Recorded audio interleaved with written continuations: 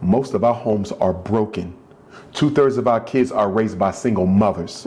The home cannot be the foundation upon which we build. And from an African cultural perspective, the children don't belong to their parents.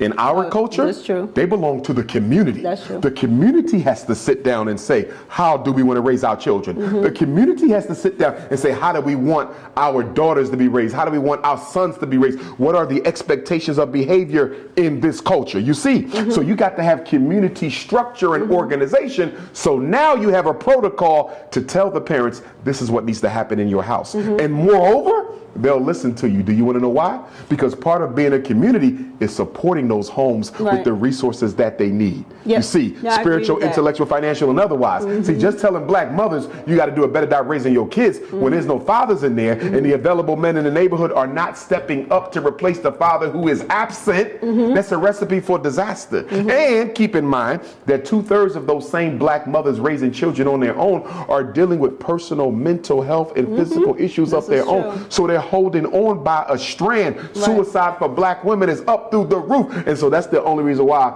I always like to gently redirect folks away from the home to the community. Because the church got a hand in it. Why are we not talking about them? The black businesses got a hand in it. Why are we not talking about them? The fraternities and sororities got a hand in it. Why are we not talking about them? The politicians got a hand in it. Why are we not talking about them? The grassroots community-based organizations got a hand in it. Why are we not talking about them? I just hurt sometimes for the single mothers because they always get dumped on, not by you, but generally in conversation, it ain't about the single mother household. It's about the community in which they exist. Yeah, the single mother household.